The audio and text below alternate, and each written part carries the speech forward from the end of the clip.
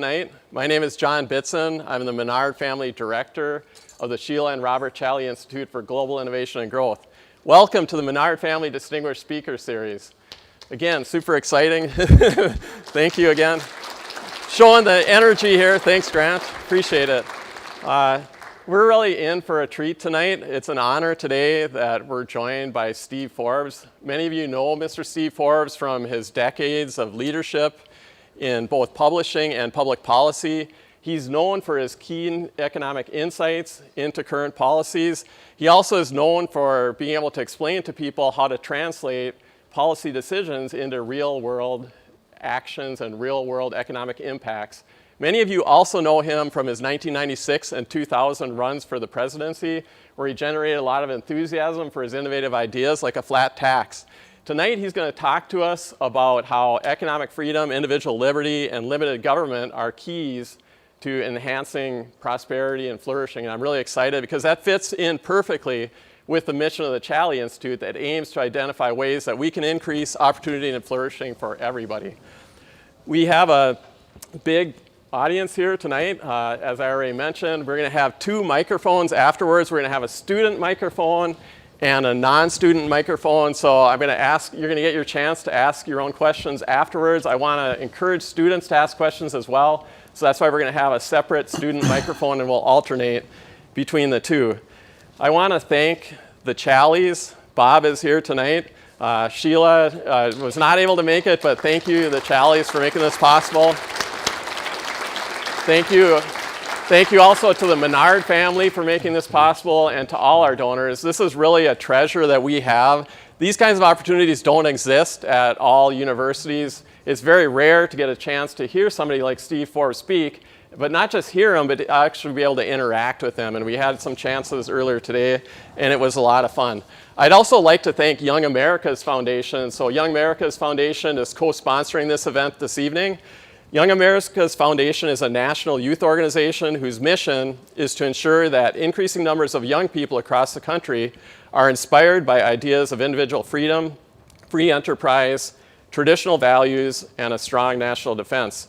In addition to sponsoring campus programs like this one, Young America's Foundation organizes student chapters at colleges and high schools, holds student conferences, and preserves the Reagan Ranch in California and the Ronald Reagan Boyhood Home in Illinois as historic presidential properties for young people to learn about America's 40th president. I would also like to thank Steve Forbes for being here tonight, and you'll see him shortly. Believe me, he really is here. And I'm excited.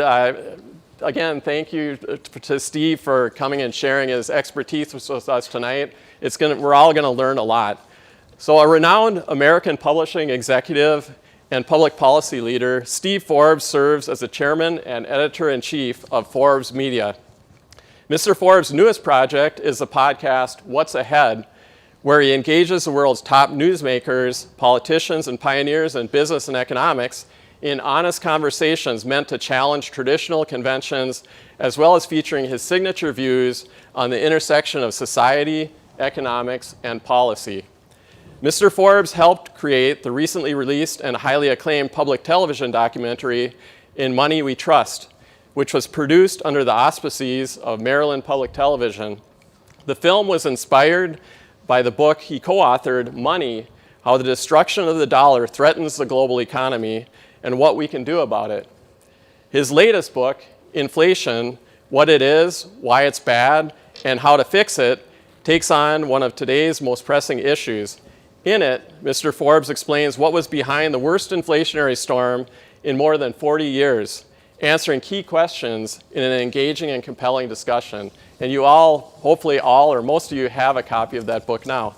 Mr. Forbes also writes editorials for each issue of Forbes under the heading of Fact and Comment. A widely respected economic prognosticator, he's the only writer to have won the highly prestigious Crystal Owl Award 4 times. The prize was formerly given by U.S. Steel Corporation to the financial journalist whose economic forecast for the coming year proved to be most accurate. In both 1996 and 2000, Mr. Forbes campaigned vigorously for the Republican nomination for the presidency.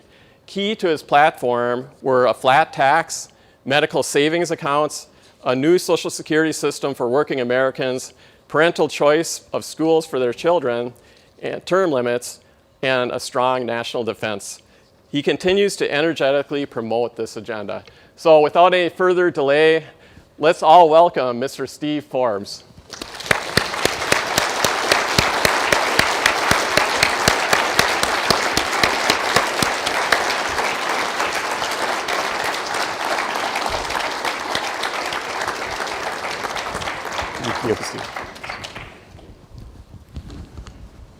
Thank you very much, John, for that very nice introduction. And thank all of you for coming here tonight.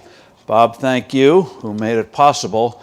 You'll notice that Bob is the best dressed man here tonight.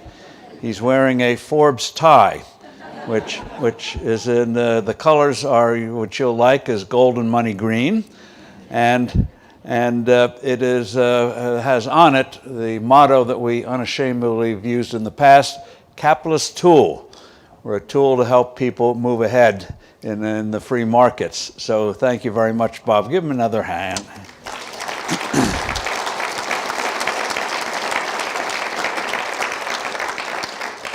Now, I was here, I know I look very young, not, but I was here to speak 35 years ago, and before any of you were born.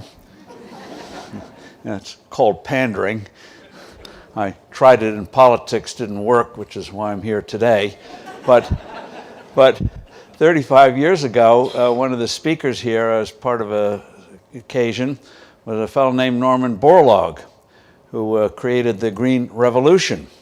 And one of the things he told the students, which bears repeating today, is that don't get too narrow too soon. You can have an area of interest, something you're passionate about, but don't shut off other courses, don't shut off exposing yourself to other disciplines. He pointed out that when he made the breakthrough after 3,000 tries to come up with the seeds that enabled the Green Revolution, saved literally hundreds of millions of people from starvation, he said it's one thing to come up with something, but quite another to get it enacted, especially resistance by bureaucracy and special interests. So he had to draw on economics and politics and other disciplines that he said he never thought he would. So one of the things he admonished the students at the time, which still holds today, go out of your comfort zone, have that special area of interest, but also expose yourself to other areas. You never know what life is going to throw your way, and you want to have the mind, the broadness of the mind, to be able to cope with it and move ahead. So we all know that there are a lot of problems and challenges in the world today. We see it militarily, we see it strategically, politically, economically. This country, we're growing more than the rest of the world, but not on average the way we should. The rest of the world is not growing, hardly growing at all. We see military challenges, Russia, China especially, North Korea, which still has an ambitious military nuclear program. But before I get to the specific challenges and how we what they are and what we should deal with them, we shouldn't lose sight that even though there are a lot of bad things going on in the world, it is amazing some of the good things that are going on, that if we get the right environment, can come to fruition. One is health care. For some reason at my age, I have a personal interest in health care. Funny about that. But there are some big breakthroughs coming. Cancer vaccines, blood tests. There's now a blood test now, which soon will become widespread, that can detect 50 different cancers before the symptoms show up. I was recently in Indonesia we have a global summit business conference each year, and we had a panel on healthcare. And one of the oncologists talked about how when he was a youngster, just finishing medical school, senior doctor at the hospital he was working at said, what do you hope to achieve? And the young fellow said, well, a cure for cancer. And the older doctor said, well, that's not going to do any good. We already have a cure for cancer. He said the most lethal one of the most dangerous ones, is lung cancer. He said the problem is detecting it, getting it early. He said stage 1 even this was 30 years ago, stage 1, you get 90% survival rate, whereas if it goes to 2, 3, or 4, the odds are overwhelmingly negative. So we hope that early detection, can sharply reduce, because cancer and heart disease are still the 2 biggest killers in this country. We're getting finally, some breakthroughs and research on dementia. Dr. Alzheimer, over 110 years ago, when doing the famous diagnosis, found the plaques and tangles in the brain that comes from the disease called Alzheimer's. He warned, he said, don't think this causes the disease. He posited that it was a result of the disease. Yet for decades, tens of billions of dollars has been spent on research on the premise that plaques and tangles are the cause rather than the result of the disease. So until recently, we've gone nowhere. But now we're finally getting a focus on the brain's immune cells, the ability to generate new neurons, drugs to help clear waste in the brain. Whoever thought that was a problem, but it's there. Sometimes the way we speak, people think we may have waste in the brain, but this is purely medical. Other things you can look forward to is being able to replace hearts, livers, lungs, kidneys, like we change a tire on a car today instead of hoping we can find a donor. That is coming soon. And artificial intelligence, one of the things that is frustrating about new medicines, it takes 10 to 12 years from concept to bringing a medicine to market. Well, at my age, I don't want to wait 10 or 12 years. I want it in 10 days. Thank you very much. But in terms of AI, it has the promise of sharply reducing the period to develop new medicines and more effectively, and being able to do it in a matter of months rather than years. And by the way, as I told some students earlier today, I don't know who invented that word artificial intelligence. They should be swatted on the wrist for it, because it sounds very ominous, artificial intelligence. But as a friend of mine, Mark Mills, said, we don't call airplanes artificial birds. We don't call automobiles artificial horses. Why we call this great new ability to do research in a way we never could before, artificial intelligence, just is off-putting. Makes people even more afraid. Now, with any big breakthrough, of course, it can be misused. That's true of anything, any human advance. But we go through these periods of fear. Hard to believe, but about 220 years ago, there was great trepidation, great concern, anxiety about electricity. And people were positing at the time that electricity could be used to create life or bring people back from the dead. And medical students would get cadavers and put an electric jolt. Of course, that made the body twitch, and they thought maybe that would bring the body back to life. And people had all sorts of dreadful nightmares of what that could lead to, which led to nothing. But it did give us one of the great novels of the time, Frankenstein, written as a warning of what this electricity could do. Great entertainment, and thankfully Frankensteins remain on the screen or the stage, but not from the laboratory yet. We have a revolution coming. We have a revolution coming in transportation. It's amazing. We haven't had real breakthroughs, fundamental breakthroughs, as we've had in so many areas in transportation, really in 75 years. Now, obviously, airplanes, aircraft are better today. Cars are far more sophisticated today. But they're really, when you think of it over that period of time, incremental changes, not profoundly something brand new. Well, something that isn't brand new but finally is going to be developed is a supersonic aircraft, getting the sound problem. That technology in embryo has been around for a long time.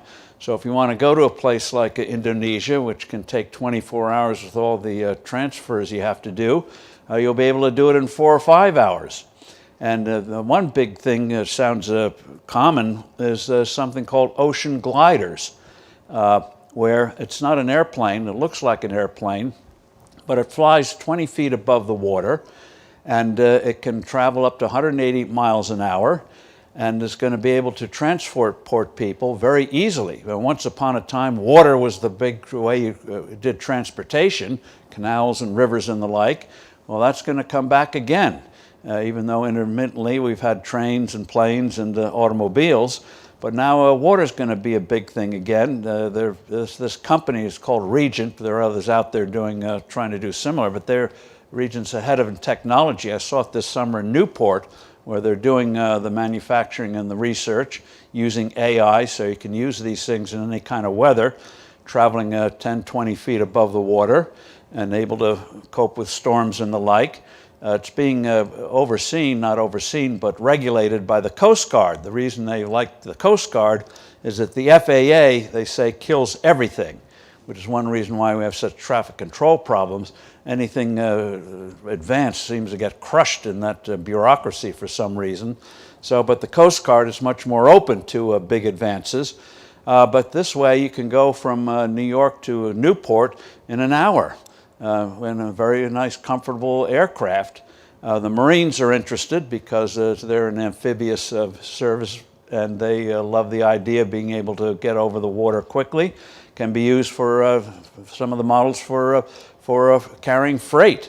And so they already have on their books, comes the model they think will be on the market in 2027, is literally over to Japan and others, $10 billion in orders on the books.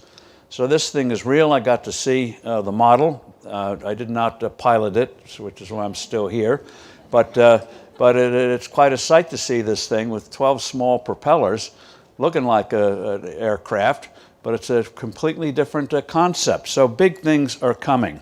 Hopefully the peace in Gaza holds up. That's going to be a constant thing.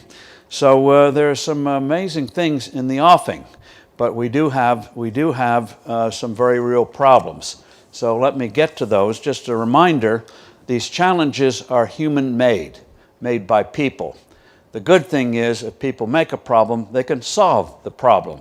This is not something that comes from Zeus on high or something like that. This is something capable within our hands.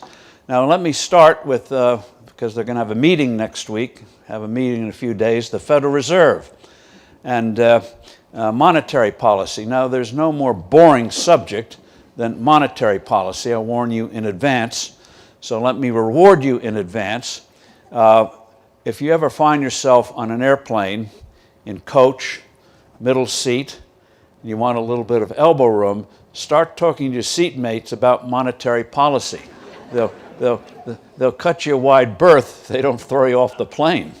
Or if any of you folks are single and you're on a bad date and want out, start talking about monetary policy and you'll never see that person again. and the evening early, save the evening.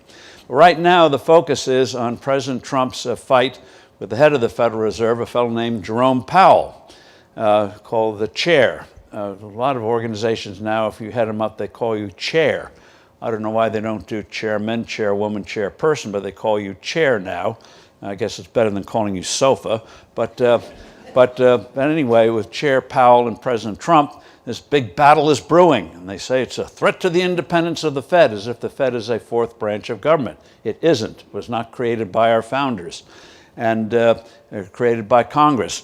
But the idea that this is something new and ominous is false. Presidents have had fights with the Federal Reserve for decades, not with the flamboyance and the noise of this president, but they've had tiffs in the past. One of the most notorious was back in the 1960s when the Vietnam War was heating up, spending was going up for the war and also for a big ambitious program. Lyndon Johnson was president at the time. And so with all this spending going on, the head of the Federal Reserve indicated the Fed was going to raise interest rates. So Johnson called the head of the Fed, William McChesney Martin, down to his ranch and in Texas. And Johnson was a big man physically. And he got so mad at McChesney Martin, he took him by the lapels and literally threw him against the chimney, threw him against the wall. Now Trump is in no condition to do that, so Powell will be okay on the physical front. But we've had these fights in the past. And here, though, I think the thing to keep in mind is not about the independence of the Fed. Really, the real issue is the model by which the Federal Reserve operates, especially when it comes to inflation. And that is, what is their philosophy? What is their approach? What moves them to make certain decisions? What goes into those decisions? And the fact of the matter is, when it comes to inflation, the Fed is back in the dark ages. Inflation's been with us for thousands of years. Governments always love to debase their currencies. But the Federal Reserve still believes today that the big cause of inflation is prosperity.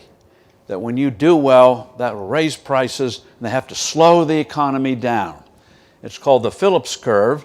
The Phillips curve is not a baseball pitch. It's named after an economist named Phillips, who posited that there's a trade-off between inflation and unemployment. If you want to bring inflation down, you have to raise unemployment. If you want to bring unemployment down, you have to have more inflation. Experience shows that that theory is nonsense, but is wholly writ at the Federal Reserve. So whenever the economy does well, and someday it will, you'll start to hear mutterings from the Fed about an economist, the economy may be overheating, as if the economy is a machine. It isn't. It's made up of human beings. No Frankensteins yet. And in terms of the economy, you start hearing about overheating, and therefore they must slow the economy down, throw people out of work. But ask yourself a very simple question. If your income goes up, do you feel like you start to overheat at night? Do you start to get the sweats? Oh, my pay is going up. I've got to do something about it. No, you don't overheat when your income goes up. You're quite happy about it. But they have this crazy way of looking at the world. What they do is they can't really distinguish. They sort of know it but can't really act on it. So there's really two different inflations. What ones you might call non-monetary inflation, that is prices that go up because of disruptions to production, whether it comes from a natural disaster, a war, or as we saw with COVID, lockdowns, disrupts production, prices go up, wars do it, and the best cure for it is you leave the economy alone. After World War II, we had prices soar up as we went from a wartime economy with controls to a peacetime economy. You don't go from making tanks to refrigerators overnight. It takes a little bit of time, but if you let the economy do it, the economy will eventually sort things out. But there's nothing the Fed can do about it. If there's a jam at the Los Angeles port, manipulating interest rates is going to do nothing to unjam the port. But what the Fed does control is traditional classical inflation, and that is monetary inflation, which is reducing the value of a currency. That's the definition of inflation, reducing the value of a currency. And when you do that, bad things happen. We've seen it time and time again. Usually that comes from creating too much money, printing too much, but there can be other causes we've seen in the past. So the Federal Reserve, though, ignores, they never discuss the value of the dollar. Scott Bessent, our Treasury Secretary, otherwise a very smart guy, wrote a long piece for the Wall Street Journal talking about the flaws at the Fed, and he was on target, but not once did he mention the value of the currency, the value of the dollar. So in terms of the Fed, they don't get it, that money measures value. It's a yardstick. The way a scale measures weight, a clock measures time, a ruler measures length, money measures value. It's sort of like a claim check. You go to a restaurant, you check your coat, what do you get? Piece of paper, piece of plastic, worthless in and of itself, but a claim on a specific product. Money is sort of a claim on any product or service in the marketplace. And so manipulating its value is like putting a virus in a computer. You know, you buy a dozen eggs and you end up with only 10. It undermines what you might call social trust. People wonder, why are prices going up? Who's responsible? Who's the villain? So you get scapegoating. Greedy oil companies, greedy this, greedy that.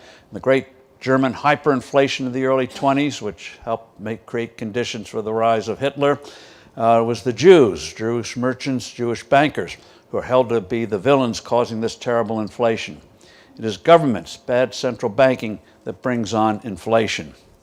But the Federal Reserve doesn't get it. And so in terms of what that means is that their operating model is flawed and causing us unnecessary trouble. However, the administration is also at fault because they're now signaling they want a weak dollar. They want the dollar to gradually go down in value. Now, why would they want that? Because of another bogus theory, and that is if you cheapen your currency, it improves your trade balance because suddenly your exports become cheaper, your imports become more expensive, your trade balance theoretically gets better, and voila, that's supposed to be a good thing.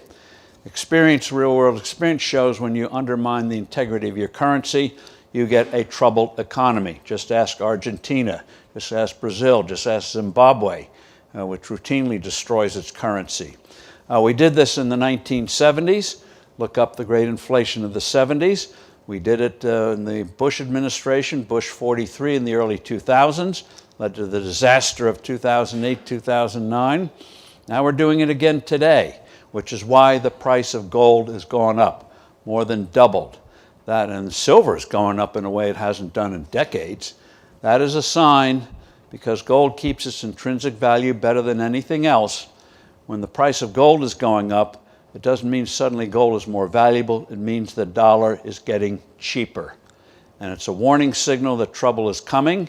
Usually takes 12 to 18 months before it courses through and shows up in bad economic activity.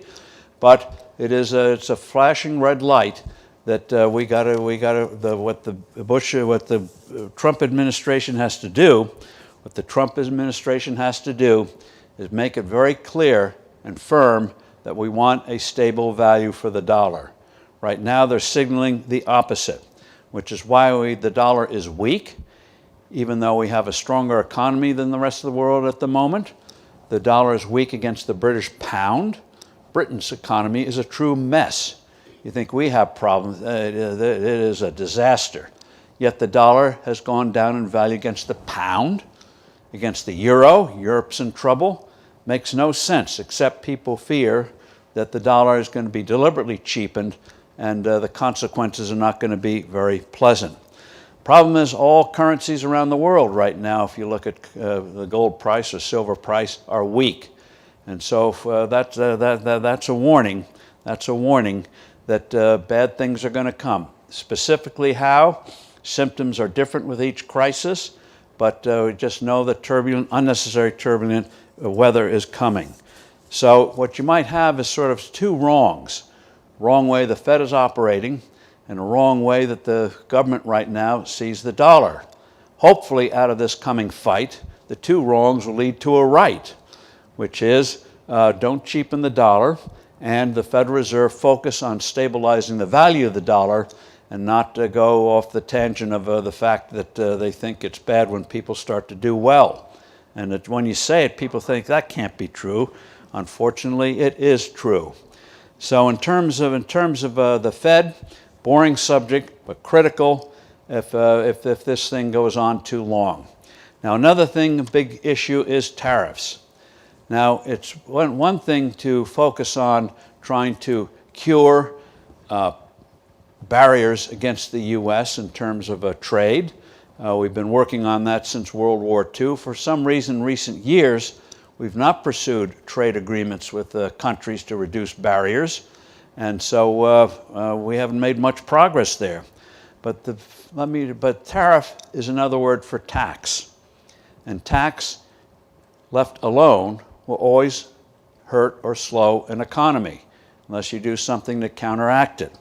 So let me make it simple. Let's say you want to buy a product for an item that costs $100. Just making a hypothetical example. Let's say you make $20 an hour, no tax. So you make $20 an hour, take 5 hours of work to get the money to buy that item you want to buy, 20 times 5. Now let's say you get a 50% tax. Suddenly instead of netting $20 an hour, you're netting $10 an hour, which means you have to work 10 hours to get that item instead of 5. It's called the wedge.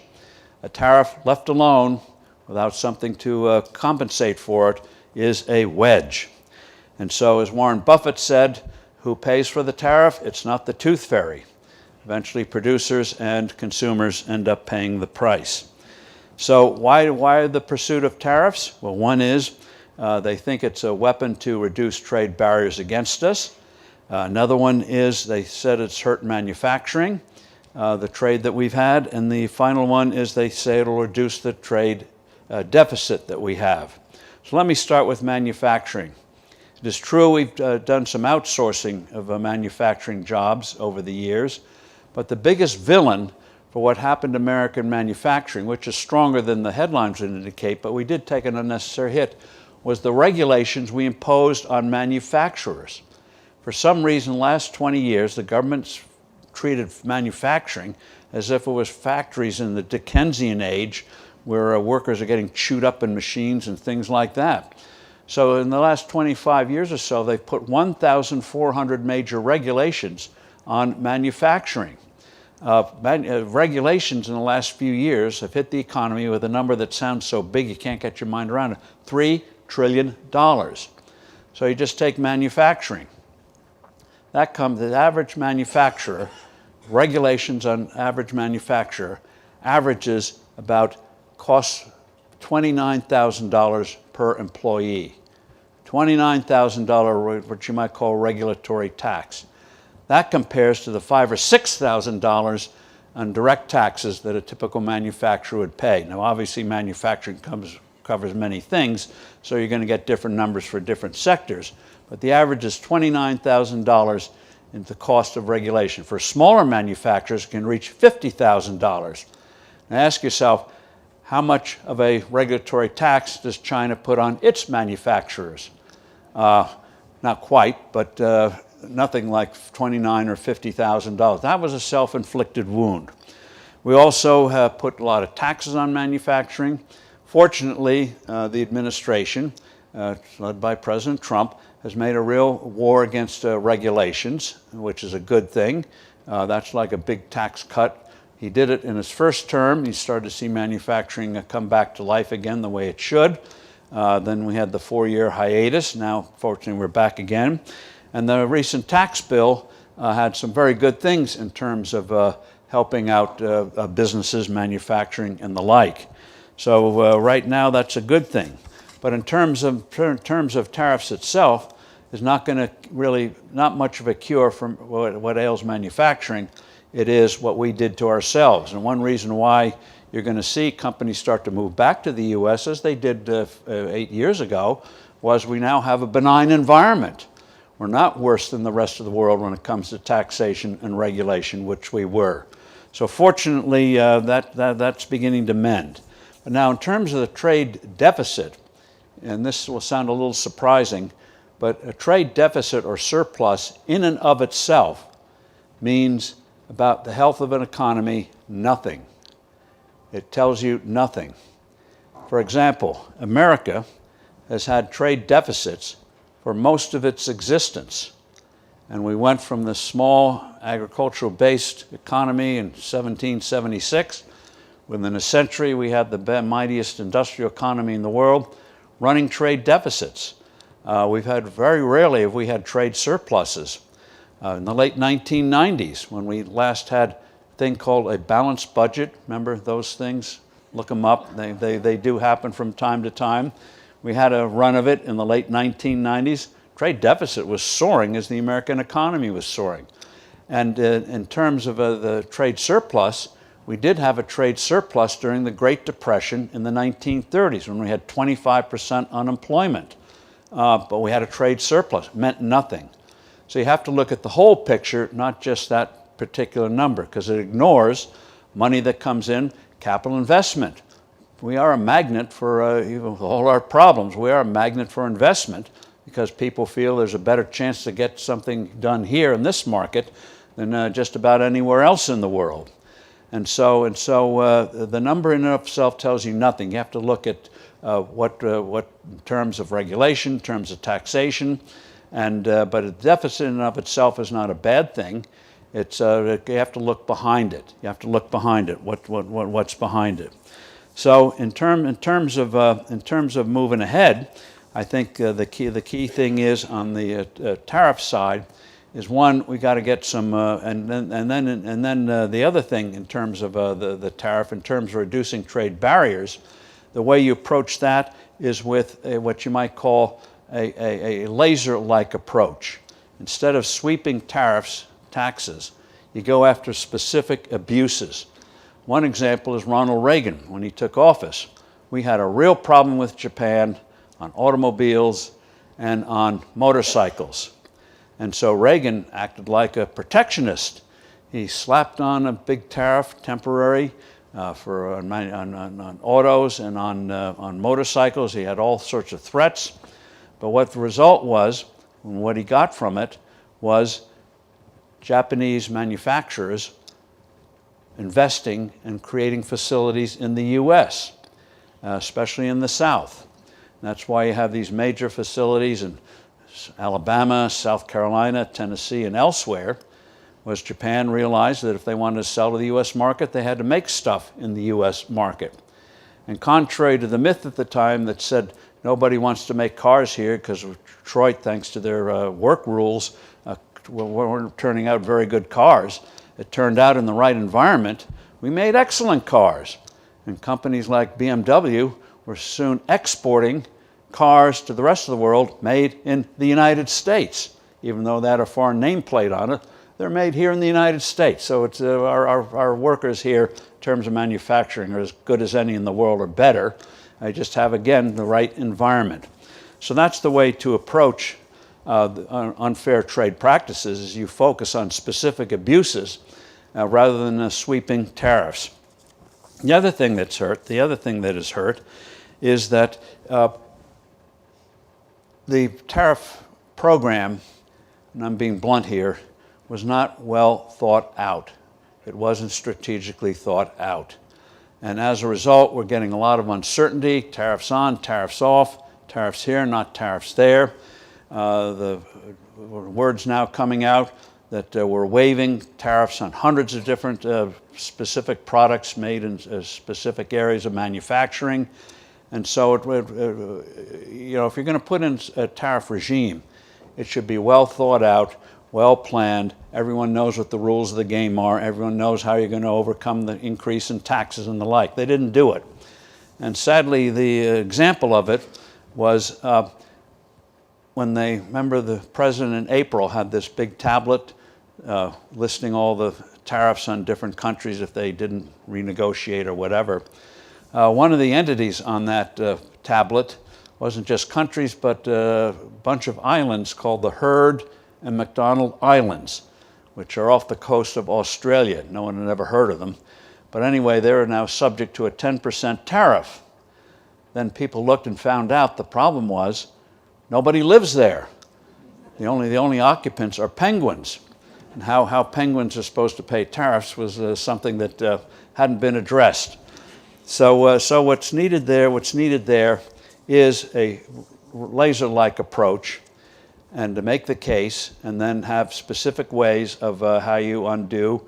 You know, they're already talking about with the trade war with China, we're going to have to pay the agriculture section at least $15 billion because soybeans are now being bought from Brazil and elsewhere, not from America. Disaster.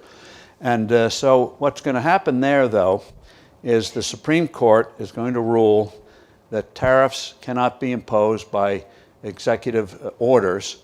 The Constitution says that taxes have to be passed by Congress.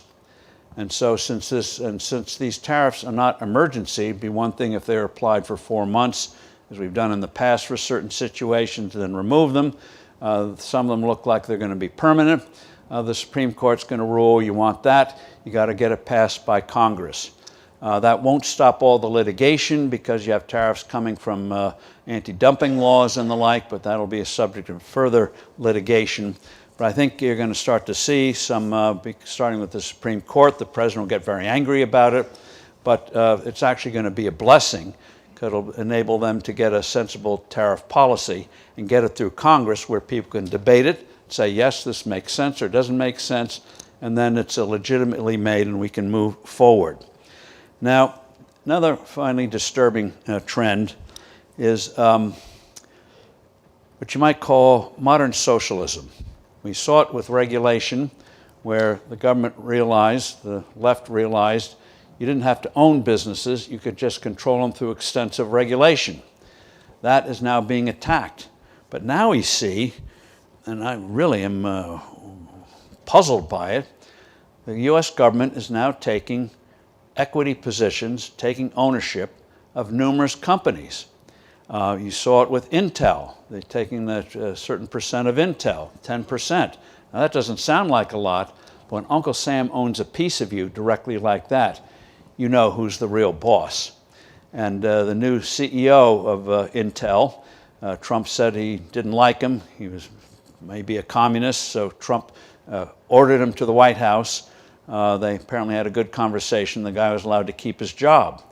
But even though theoretically Trump only owned 10%, the government only owned 10%, everyone knew who was the real boss, which is why the CEO went there to see if he could get the blessing from the president, which he apparently did. But it just didn't stop with Intel.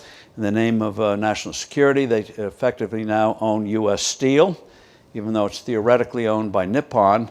The U.S. government has what they call a golden share. I love the names they come up with, which means the real policymaker is the federal government. When U.S. Steel wanted to reduce the size of a plant in Illinois, the word came from the White House, no. Drop that plan very quickly. Recently, with the government's taken positions in little companies unknown like MP Materials, Lithium America, Trilogy Metals, which is a mining company in Alaska. And the government yesterday said they're going to be taking positions in the quantum computing companies. And the Secretary of Commerce, Howard Lutnick, said a few weeks ago, maybe we're going to take positions in the defense industry. Noises are being made. The government is going to be taking ownership positions in 20 different industries that they think are critical. The fact of the matter is, that kind of thing wrecks free enterprise. You want to know why France and some other countries are stagnant? It's because the government is in effect running big companies, and when the government has a stake in a company, it's not going to look very kindly on outsiders competing with it. So it's already going to change the rules of the game, and not informally, and not in a good way. A fellow named Howard Lutnick is our Commerce Secretary. Given all the things and companies he wants to take control of, I'm now calling him not the Secretary of Commerce, but the Commissar of Commerce. And when I next see him, I think I'm tempted to call him Comrade Lutnick, but I'm not sure I'll be that rude. But we've never done this like this in peacetime. And so that's got to be called out and stopped. And also, Comrade Lutnick said the government wants to put a tax on patents. If you have a patent that works, he says the government should get a chunk of the money from it. Even though if a patent works and a company's doing well, the government gets a lot of taxes, payroll taxes, corporate taxes, and the like. He wants to put like a property tax on patents. Now, our founders recognized from the get-go the importance of patents in terms of encouraging innovation, which is why they put it in the Constitution itself, protection for patents. But Howard Lutnick wants to put a equivalent of a wealth tax on patents, which will kill patents, because most patents don't work. Most new businesses don't work. But you want people out there experimenting, trying things to see what might come together to work, or putting things made in the past together. And so that kind of creativity, one reason why we do it better than anyone else, more than anyone else used to be, because of the patent system. For a while, you got the fruits of your patent. But that's now in question.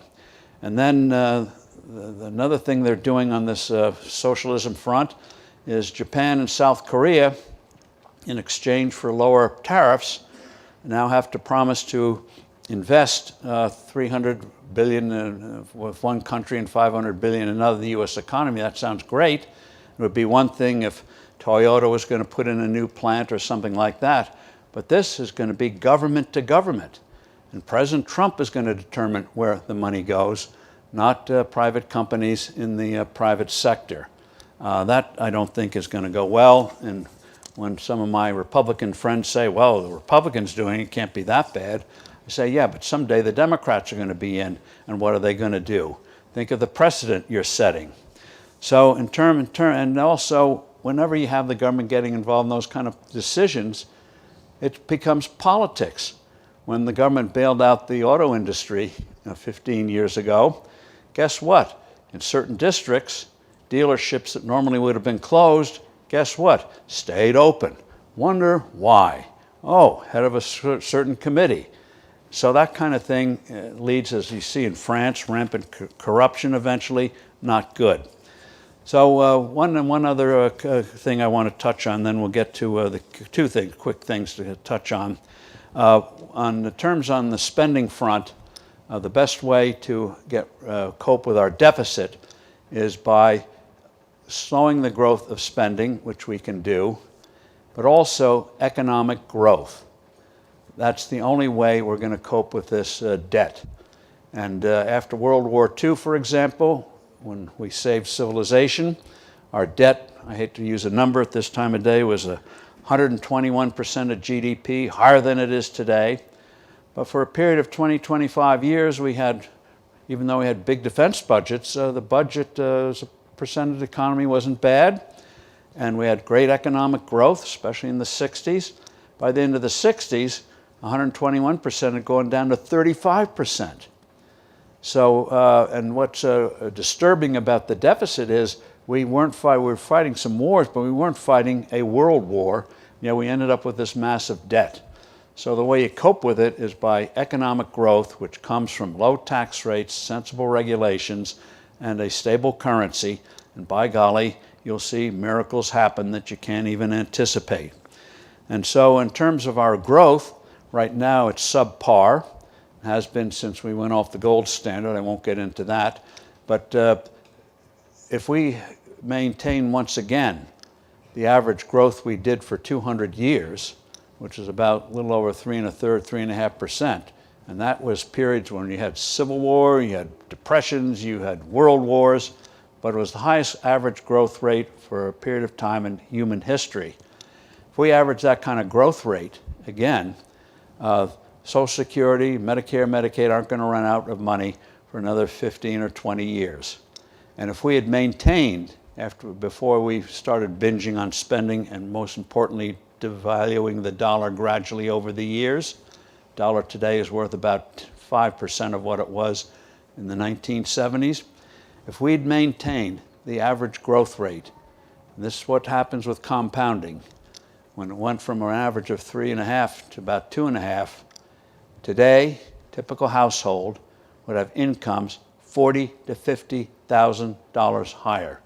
Now, wouldn't everyone be happier with $40,000 or $50,000 more of income after tax? I think so. So when you trash your money, we've seen in countries around the world, Argentina once was one of the richest countries in the world, now struggling, becoming one of the poorest countries. Bad things happen, and we pay a price. So let's get back to what works. So on the tax front, I hope we get another tax cut before the end of the year to get around the tariffs. I think there's a move to do it. The thing to remember about taxes, ladies and gentlemen, taxes are a price. Tax on income is the price you pay for working. Tax on profit is the price you pay for being successful. Tax on capital gains, the price you pay for taking a risk that works out. And the proposition's so simple. When you lower the price of something good, like productive work, risk-taking success, get more of them, raise the price, you get less of them, without exception. This is not theory, this is actually real-world experience. So we get back to those tried and true things, we'll be better off. Let me close with a pitch for a thing called the flat tax. The federal income tax code today is one of the biggest barriers to our doing what we should be doing in terms of growth and innovation and opportunity. It's about when you take not just the code itself, but all the attendant rules and regulations, it's about 10 million words, and nobody knows what's in it. The IRS doesn't know. You call their hotline, assuming you ever get through, about 1/3 of the time the answer they give is wrong, but hold you responsible for it.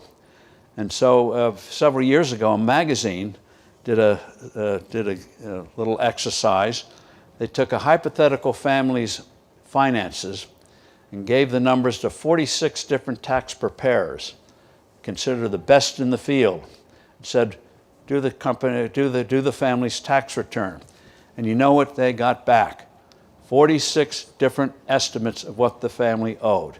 This from people who make their living at doing tax returns. Even they couldn't agree on what the family actually owned.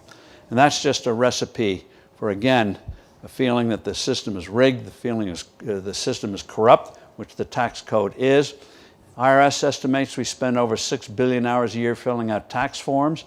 The latest estimate, the cost of complying with this code, the money you spend and the hours you spend, is now $500 billion a year. So go back 20 years. Imagine if those tens of billions of hours, literally trillions of dollars, instead of coping with this rotten code, had gone instead for new products, new services, new medical devices, new cures for diseases. How much better off we'd all be today. So let's get rid of it. I used to say, as I told the kids this morning, let's bury the tax code, but the EPA probably wouldn't allow it. It's so toxic. But let's get rid of this thing and start again. So there are other issues out there. I warn my Republican friends on the immigration issue. Get rid of the bad people, send them out. But you better be careful with people who've been here 20, 30 years and sending them to Uganda or other places. That's going to get a reaction in the Hispanic community, which has been going Republican. The other thing is vaccines. There was a lot of bad stuff during COVID on information about the emergency vaccines, but that's a very different subject than the vaccines we normally give kids today for measles, for mumps, and chicken pox and polio. The idea that we're not going to require that anymore is something that's got a lot of mothers very angry. If you want to see what happens when you don't have people have those kinds of vaccines, look up online the iron lung. Years ago, my father was in the state legislature and he went down to see the swearing in. And one of the legislators had a daughter in the iron lung. I've never forgotten it. It's a slow death sentence. Now polio has been virtually eradicated. Why are we doing things that can let it come back again? So I warn my Republican friends, stop it. And as for the government shutdown, eventually the Democrats will capitulate. It'll look like they capitulated. However, there are now rumblings among Republicans. Oh, let's not cut as much as we proposed. And they don't know how to fight on the health care front. So, the Democrats may end up winning that thing instead of getting money going the right place, the right way. But the bottom line is free countries eventually get it right, even though it may be a messy process.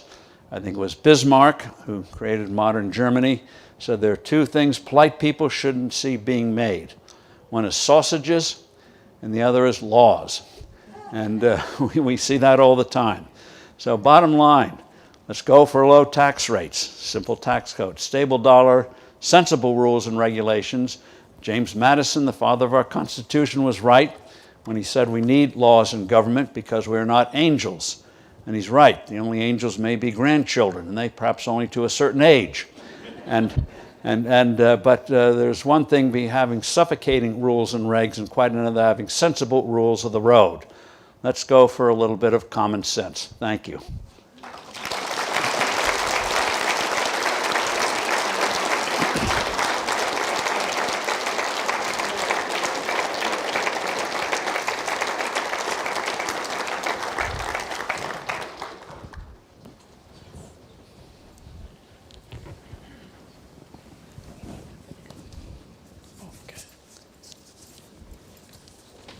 Thanks for an outstanding, my microphone working? Yeah. So thanks for an outstanding presentation, Steve. That was awesome.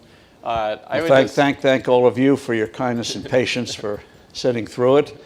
And as a reward, no quiz. And so I want to leave time for everyone else to have questions. So I'm just going to ask one question. And so you talked about all the advances in healthcare, which are exciting, the things that you had talked about.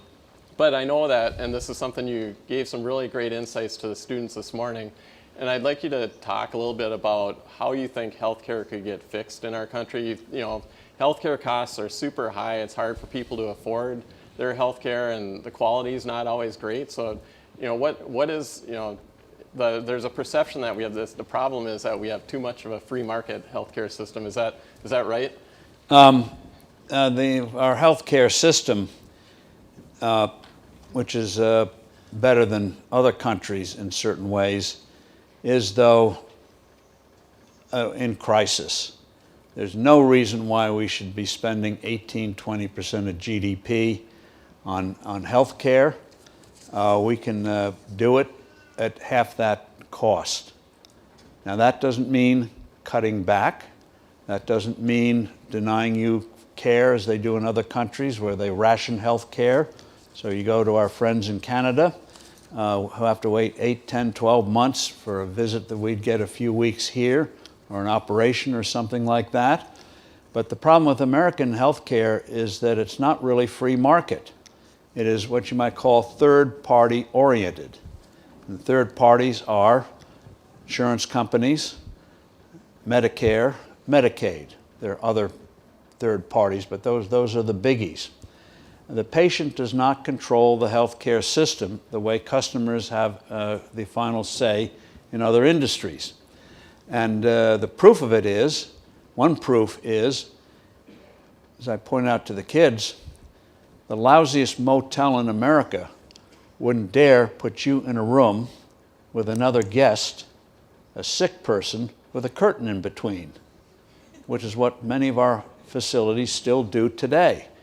You know, a couple of hundred years ago, before we had a real hospitality industry, when you went to an inn, you would be in a room in a bed with about 5 other people. And it was sort of a big breakthrough in the 1830s to have hotels and separate rooms. In some ways, the healthcare industry is still back in the 1830s. Oh, I can get a private room. How great. Which would be like going to a hotel. Oh, they're going to give me a private room. When you think about it, it's not, nobody designed it. It's the way the system emerged. And and then pricing, the prices have no relation to reality. They're made up like in the old Soviet Union. Several years ago, a fellow I knew had a heart condition. He goes to the cardiologist, and one of the things the cardiologist said he should have is what they call a nuclear stress test, where they put a fluid in and watch it and whatever. And so in all innocence, he asks, well, what's that going to cost? And the doctor says, don't worry about it. Insurance will probably cover it. So this guy, being an entrepreneur, went out and decided to find out what it really costs. He put a team together, a lot of work. This is in the New England area, and got numbers from 25 different clinics and hospitals. The procedure's done the same everywhere, so it's not a quality issue. The prices ranged from $1,400 to $7,300. Same procedure. And so that goes to show we don't have a real market system. Because normally if somebody's charging 5 times as much for something, they ain't going to get many customers. But in my part of the world, I don't know if you have it here, but there are a lot of ads for hospitals about cancer care, because reimbursement rates for cancer are still very high. And they all talk about our method is better than the other one, but none of them ever mention price. And today, if you go to a hospital or a clinic and you ask in advance what it costs, you might get a very strange look. Don't you have insurance? Isn't that what it means? You know, are you a potential deadbeat? Why do you want to price these things? So we have this crazy system, and I think it's beginning to change ever so slowly. To see how it could really work, just look at cosmetic surgery and LASIK surgery. LASIK surgery today costs less in absolute terms with better results than it did 25 years ago. Why? Because you pay for it. It's not covered by insurance. Cosmetic surgery. None of you need it. Another pander. But it's a very fast-growing field, some great technological breakthroughs, but you haven't had in that area, because unless it's a result of disease or accident, you pay for it. And so you haven't had the kind of wild inflation there that you've had in the rest of the medical field, because when you want something done, you scope it out. If you have friends who can keep their mouth shut, you can get recommendations on who can do this job or that job better. You do it like you do anything else. So what has happened in recent years is that employers, which is where most people still get their insurance, have gone for higher deductibles and higher co-pays because it just has gotten so expensive. So people are paying more out of pocket than they have before. And what this has done is make people very sensitive. What are they actually charging me, since I have to write the check? My employer's not writing it the way it was done in the past. So you're starting to see people, well, what's the price? But unfortunately, I'm being blunt here, a lot of hospitals resist having any rules about revealing prices in advance. But that's changing, and it's doing it from the pressure of the marketplace. If you want to see what the future will look like, go online for something called Sesame Care, sesamecare.com. It's growing in several parts of the country, but it's like going on Expedia or something. 50% off on Friday for knee examinations and things like that. And that's what you're going to see more of in the future, because people want to know what I have to pay for. What am I getting for it? And another one is look up the Surgery Center of Oklahoma. Started about 25 years ago by a couple of surgeons, a couple of physicians. And what they did sounded so utterly counterintuitive. They take no insurance. It's cash. And they also list all the prices in advance. So you go online, go to their website, see what shoulder surgery, whatever surgery you're interested in. They'll list everything, all the items, and what the cost is overall. And if the cost is above that, they eat it. So you know in advance what the thing is going to cost you. And because they run a lean operation, their outcomes are as good or better than hospitals. They are all board certified surgeons. And their costs are about 1/3 of what traditional hospitals charge, because they don't have all this overhead that just grows up. Nobody designed it, but that's what happens. So what I think is going to eventually emerge, if we don't suffocate it by government regulations, and make no mistake, Oklahoma nearly put them out of business because the incumbents did not like it. I think you're going to see more of that in the future. And what it means is, in terms of when they say, oh, we have to cut health care costs, people think, well, they're going to take something away. Well, with the system we have, yes, they are. But when you get a system where you control the money, it means you're going to get better results, like you do with surgery on the laser surgery on the eyes, at an increasingly better cost. And so free markets we don't have in health care. We got to get real free markets in health care. And I think it's beginning, but we still got a ways to go. Too many HR departments still call one broker who will say, oh, we can get you, big discounts. Well, the money that prices often charged have no bearing to reality. It's just a rack price, and then they pretend to cut it 50%. And by the way, you get things like, and I know I'm going to offend some people, but I did have my free lunch today, so you can't take that away. But PBMs, pharmaceutical benefit managers, which stands between the drug producer and the patient. And if you don't get on the PBM's list with a drug, you're going to have a hard time selling it in the U.S. So we got to curb that, and that'll save 40 or 50%. So the pharmas get the rap for the costs, but we've got this PBM system that grew up, perhaps at the beginning good because nobody knew about drugs, but we're long past, especially with online today, where do we need this? But make no mistake, they're very powerful politically. You mess with them and you are, you're wrestling with a grizzly bear politically. So, but I think eventually the pressure, they can't have these prices going up and up, is going to bring about where you control it. You know, if a lot of companies offer you retirement plans where you choose, you know, several funds or whatever, there should be the same thing in healthcare. If you work for the federal government, for example, you get a booklet each year offering all different plans.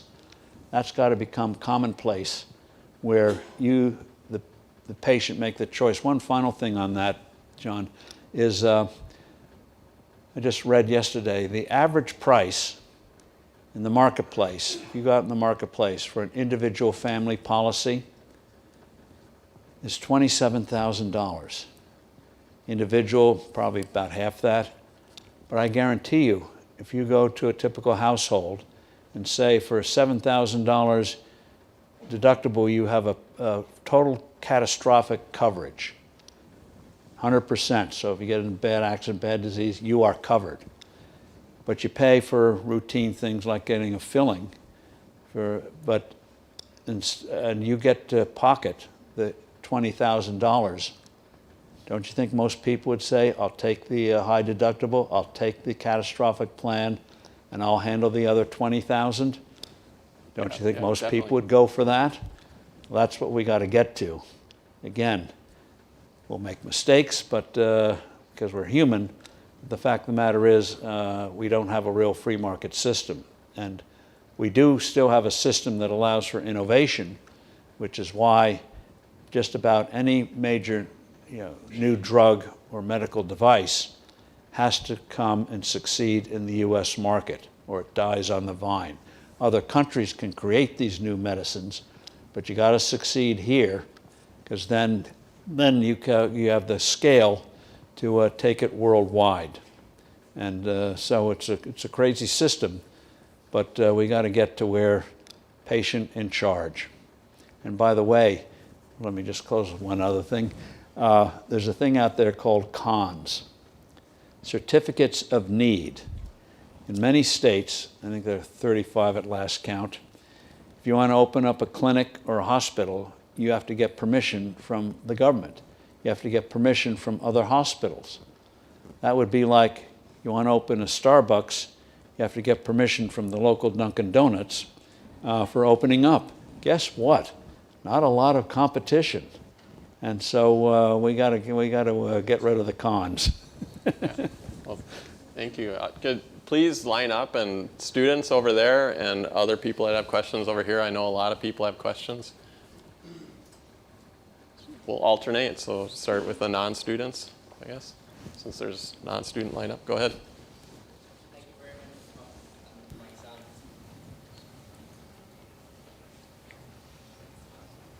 Can you hear me? Yep. I'm a little loud. Thank you very much for being here. Very general question.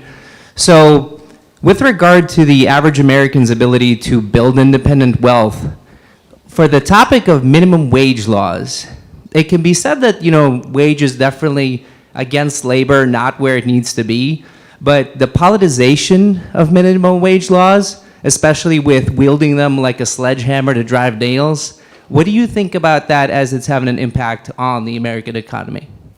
Well, the problem with minimum wage is that if you set it too high, people with low skills or no skills get pushed out of the workforce. And that's what's happened in states like California that put in areas that put in high minimum wages, ended up, one, bankrupting a lot of restaurants and destroying a lot of jobs and going for kiosks more and more because they can't afford it. So what you want to do for the minimum wage is, if you want minimum wages, you should set it based on the conditions of the marketplace. For example, the federal minimum wage is still stuck at $7.25, $7.50. In my state of New Jersey, you cannot hire anybody in the free market less than 13 or 14. So the market, so tag the wage to what the market conditions are, so you're not depriving people of the chance to earn the skills. Most people in minimum wage are not the primary family breadwinner, as they used to say. They're usually kids or somebody supplementing family incomes.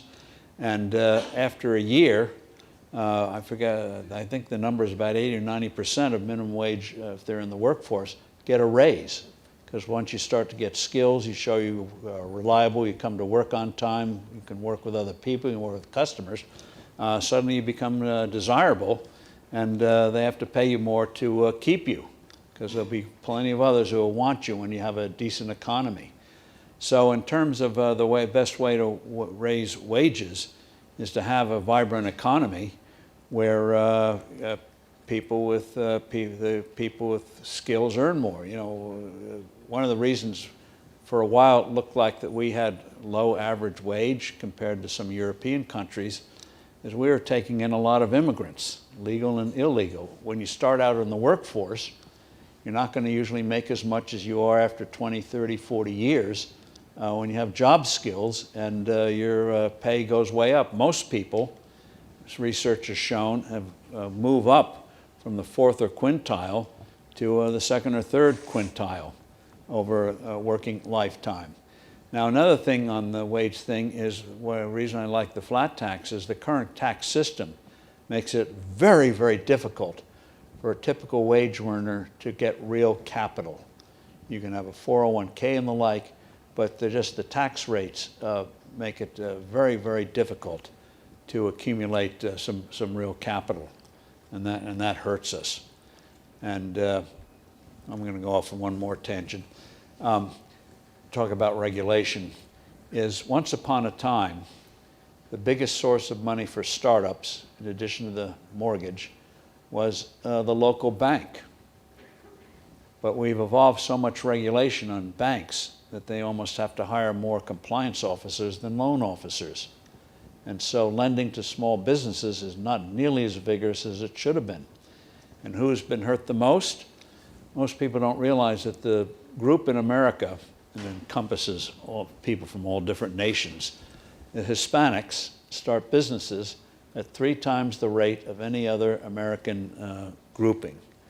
But one of the complaints they have is that getting capital from the traditional sources like banks is very difficult to do.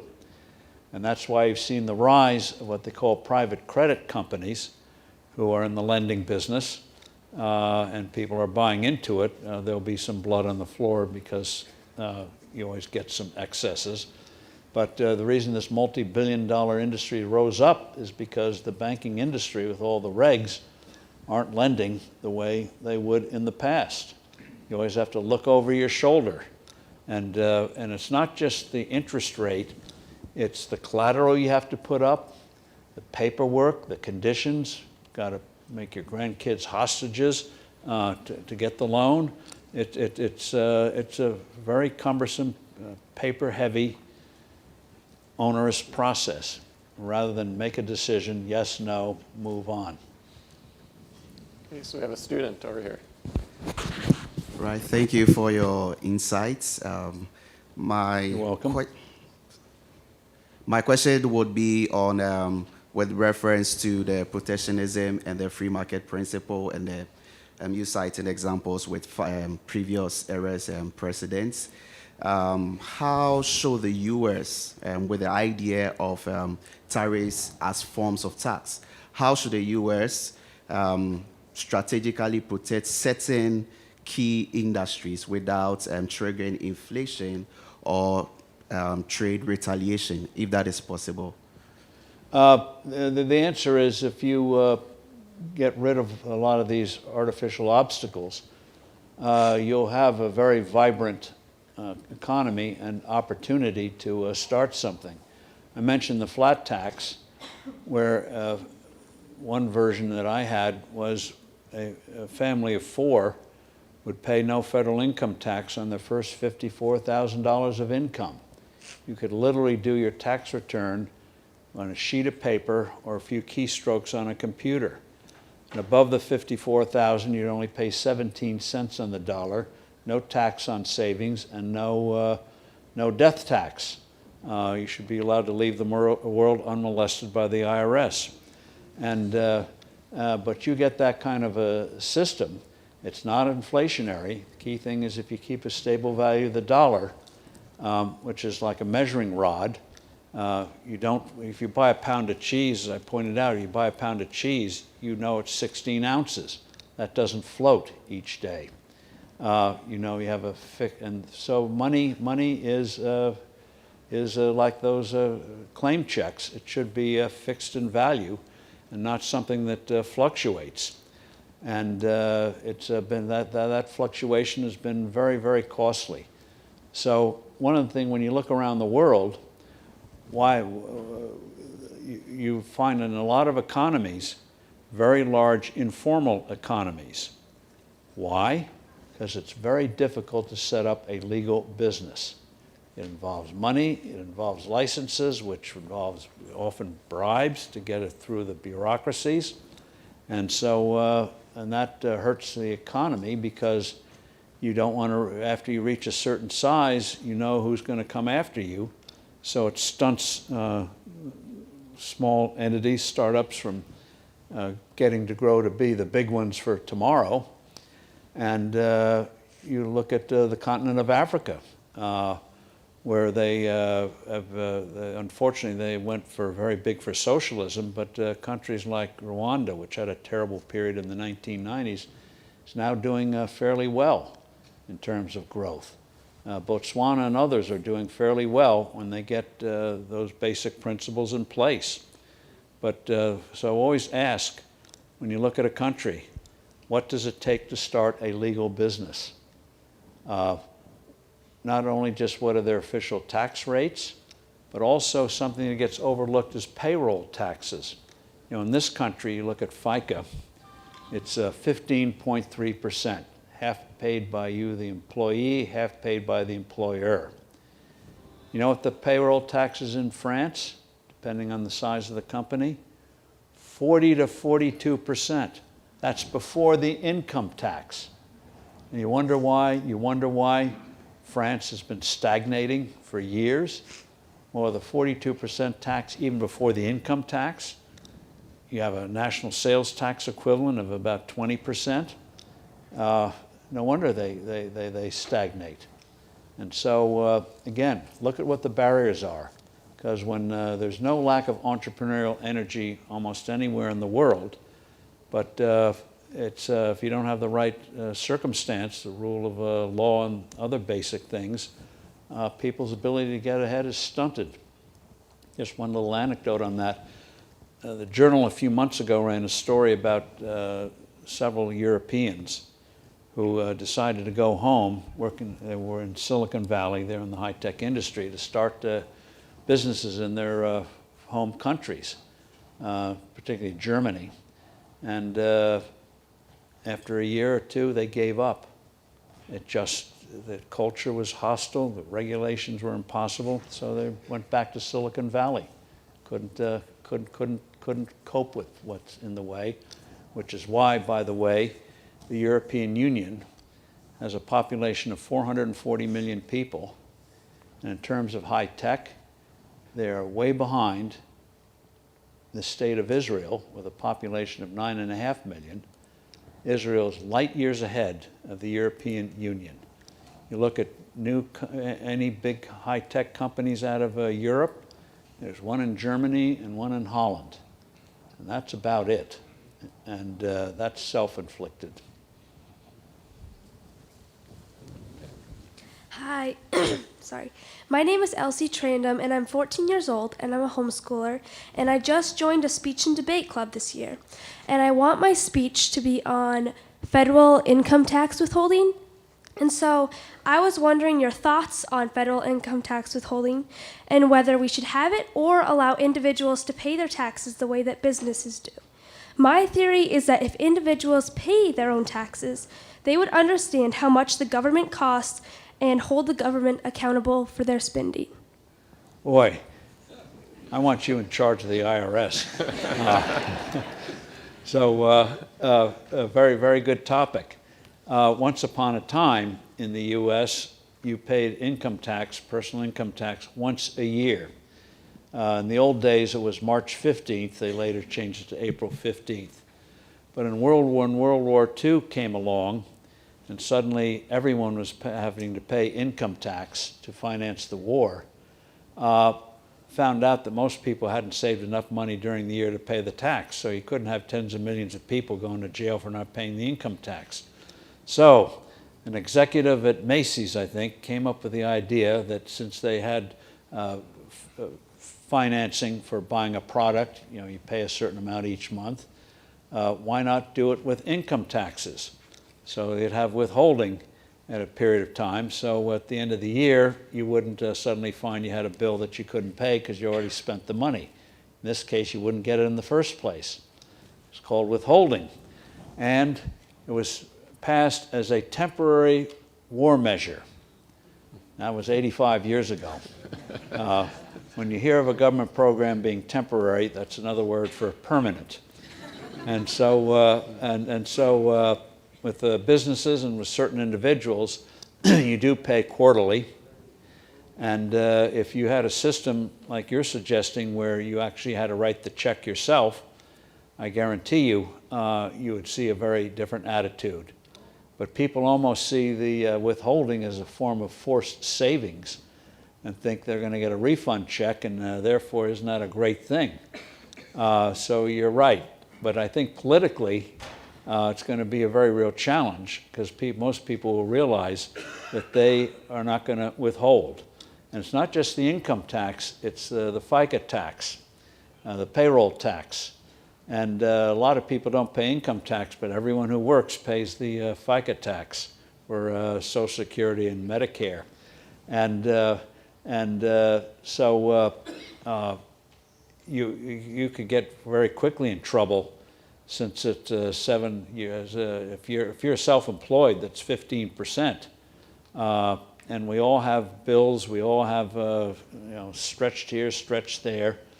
And you know that a lot of people, again, would say, oops.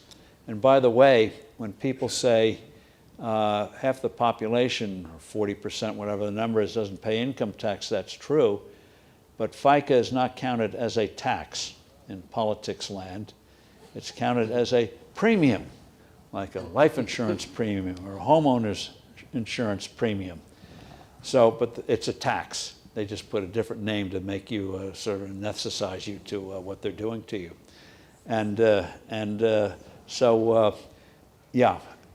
absolutely right. And make the point that if people actually knew what was being taken from them, if they had to write the check, even if they had to do it every paycheck, they had to write the check like you do with your property tax once a month or whatever the period of quarterly, whatever the period is, they would take a very different attitude if they had to pay the FICA tax. So just don't confine it to the income tax.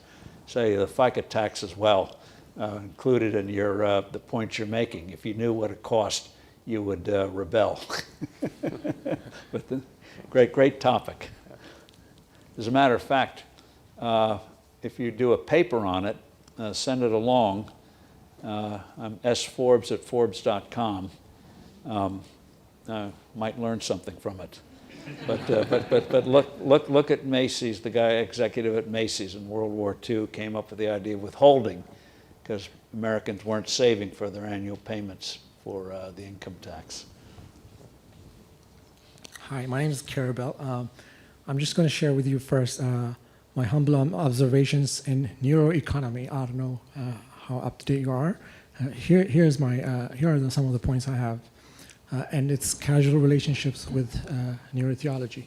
Everything about economics is causal relationships. So on the bottom line, I would ask you what your take is on the state of the American dream. So the scientific method, it goes on like this, like from observation, then testable hypotheses, experiments, analyzing data, and then you go to conclusion. Where I was born in Ethiopia, and when I was a little boy, my mom came back with a Terminator toy, and it ended up being Arnold Schwarzenegger. And this guy from Austria, came with nothing and made it here. And so it was like, wow, that was one thing to look up into when I was born, from where I was born. And So today, the American dream is a far-fetched reality for most young folks who are in this room, maybe on this campus. And I became so earnest to understand why is it, where's the connection point? How can we reboot that process of getting into the workforce with ingenuity and make it happen? And one of the fundamental areas of economics is measuring of its productivity through manufacturing. And I think that's where the problem is, because most of today's world are run in automation and AI. So instead of measuring productivity for economics, how about we send it to human and most specifically to brain states, specifically the prefrontal cortical cortex, PFC. What happens is most immigrants happen to be very vision-driven, like Arnold Schwarzenegger, maybe me. I end up being an alien of extraordinary ability, petitioner here, and I realize when regular folks like me at my age are not like challenged with a lot of pressures of reality to kind of push back and then make it happen, and that came down to like their PFC activation or stimulation is kind of low, down to those who are immigrants. Who are, most immigrants are maybe business starters and everything. So what's your take on switching that measurement of productivity from manufacturing to brain states? And what's your take on the American dream? Thanks very much. Well, in terms of manufacturing, we're still going to have to make things. What we make is going to change and has been since colonial times. So we're going to have to continue to make physical things. But in terms of the brain, how you stimulate the brain is by having a goal and an ambition to learn and to realize the truth of what Tom Sowell, the great economist Tom Sowell, who should get a Nobel Prize but hasn't, extraordinary scholar. But Sowell once asked the question, what is the difference between us today and people in the Stone Age? Same body, same appetites, same planet, same resources. The difference between them and us is we know more. We have more knowledge. So even if you get a natural disaster, if knowledge is not destroyed, physical things can be rebuilt very quickly. The example I cited this morning to the kids was World War II. Literally tens of millions of people killed, nuclear weapons used, hopefully for the first and last time, and massive physical destruction. And it looked like it would take a couple of generations to recover from that disaster, but it happened in a few years. Japan and Western Europe exceeded pre-war levels of production. Why? You had an environment of freedom, and knowledge was not destroyed. And so you can rebuild very quickly. And so the key to moving forward is creating new knowledge. One is not losing existing knowledge, which is what you go to school for, but also creating new knowledge, which comes from experimentation. Whether it's doing research, whether it's in the marketplace, whether it's in the laboratory, going online, trying to figure something out. New knowledge is the way you get a higher standard of living. And the thing that the socialists don't realize is you can't predict that. You cannot predict it. And so in terms of stimulating the brain, you have to have an environment where there are a lot of positive stimulants, not the kind that so many people unfortunately fall into. And I cited this morning to our luncheon guests, I'm doing a series on people called Achievement, on people who created the modern world, 3 or 4 minute bios, and most of the names you wouldn't have heard of. But it's tens of thousands of such people who created the modern world. And one example I cited was Margaret Rutledge. She, back in the 30s, she had a kid who had health problems, and she one of the things a kid couldn't eat was processed bread.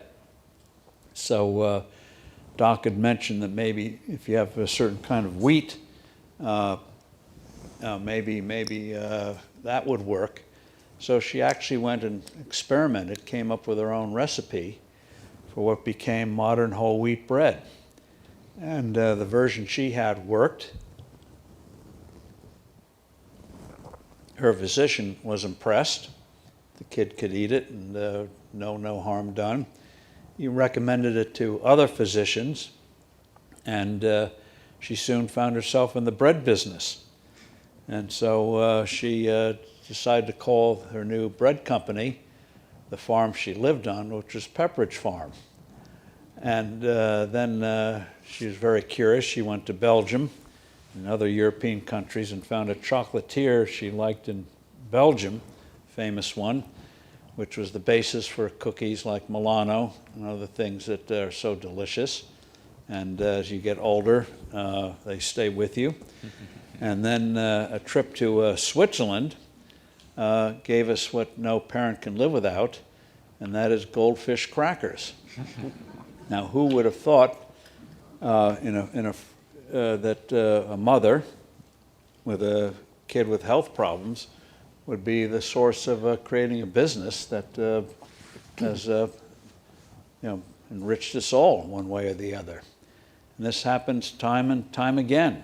And so by these 3 or 4 minute stories, it shows that in a free environment, one, people turn scarcity into abundance, and people will solve problems or solve problems you didn't even know were there, like the lack of a whole wheat bread. So that's that, and it's the best done through stories. And one other example among zillions is John Deere. We all know John Deere, but he was a Vermont blacksmith who had some troubles in Vermont, and like many in this country, if you got in trouble in one place, you went west and start again. He started it again in Illinois. Problem back then was the soil was terrible. It stuck to the plow. So a farmer would plow, but every 3 or 4 yards had to stop and take the muck off the soil off the plow. So Deere got the idea of a steel plow, took a blade from a steel mill, and he remembered his mother, who was a seamstress, used a certain kind of steel needles to get through very thick fabrics. And so he used that as making for the plow that literally turned this worthless soil into a breadbasket of the world. So problem solved. And then it's not enough to invent something. You also have to figure out how you use it. I remember in the late 70s, when PCs first came along, people wondered, what are you going to use these for? Keep track of your recipes or records as we had them in those days. And now then they became created industries and things that we can no longer live without. And you take what we used to call cell phones, handhelds. The first one in the early 80s came out of Motorola, had a less than an hour battery life, or a little more than an hour battery life, weighed like a brick, and was the size of a shoebox. And the first one cost $3,995. And and so don't complain about the new Apple phone, which is what, 27 or 17 or whatever the number is. What price is? It's still a fraction of what this initial thing that was just telephony. And if you had said a few years ago that Grandma could learn to operate a supercomputer, which 30 years ago would have been the size of this room, you'd have gotten that strange look. But today a handheld is what was once a supercomputer. And some of us, as I told the kids this morning, once remembered something called card catalogs. Some of you are old enough to remember card catalogs. And how cumbersome the process of research was. Now we just take it for granted. And if you want a conference call with a goat herder in Mongolia, and it takes more than 5 seconds to reach them, you think, what a piece of crap this is. Why is it taking so long? So in terms of stimulating the brain, stimulating environment stimulates the brain. Opportunity to test things stimulates the brain even more. And the nice thing is, in a true free market, your success eventually is other people's success. It's not zero sum. Yeah, well, that's a great message to leave off on. I hate to do this because we have people who have questions, but I want to be respectful of people's time.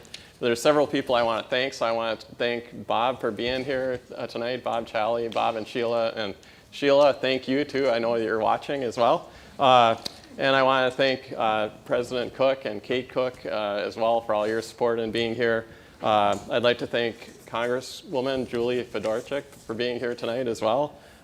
Thank you to Representative Steve Swantek, who's here. Thanks to North Dakota USDA Rural Development Director Tom Campbell for being here. Thanks to Jessica Lee from Senator Hoeven's office and Lisa Gibbons from Senator Kramer's office. And thank you, Steve Forbes, for being here. And thanks everyone for being here too. Thank you.